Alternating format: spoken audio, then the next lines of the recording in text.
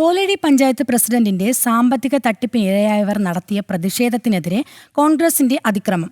കോലഴി പഞ്ചായത്ത് അംഗങ്ങളുടെ നേതൃത്വത്തിലാണ് അഞ്ചേരി സ്വദേശിയായ ഔസേപ്പിനെയും ഭാര്യയെയും ആക്രമിച്ചത്.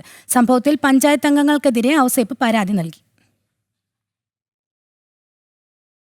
കോൺഗ്രസ് നേതാവും കോലഴി പഞ്ചായത്ത് പ്രസിഡന്റുമായ എൻ.എ. സാബു ജോലി വാഗ്ദാനം ചെയ്ത് പലരിൽ നിന്നായി ലക്ഷങ്ങൾ തട്ടിയെന്നാണ് പരാതി.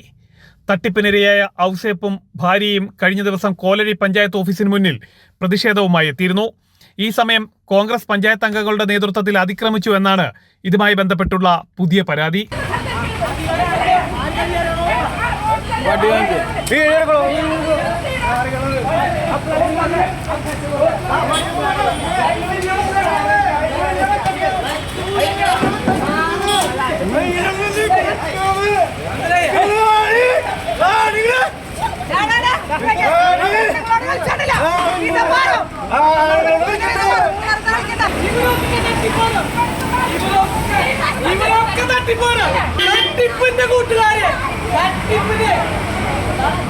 അതിൽ നിന്ന് 3 വനിതാ മെമ്പറും 2 ആണുങ്ങൾ, ഒരു മെമ്പറല്ലാത്തതും ഒരു മെമ്പറും ആണുങ്ങൾ വന്ന് ഇത് ഇവിടെ നിന്ന് കൊണ്ടുപോകണം, ഇത് നിങ്ങൾക്ക് ഇവിടെ ഇരിക്കാനുള്ള സ്ഥലമല്ല, അത് പഞ്ചായത്തിൻ്റെ സ്ഥലം എന്ന് പറഞ്ഞിട്ടാണ് നമ്മളതിനെ അവിടെ നിന്ന് ഈ ഫ്ലക്സ് ഊരി വലിക്കലും എൻ്റെ വൈഫിനെ തല്ലിലും പിടിച്ച് വലിക്കി, പിന്നെ അങ്ങോട്ടും ഇങ്ങോട്ടും പിടിവലിയായി മറിച്ചിട്ട് സാരി പിടിച്ച് വലിച്ചു.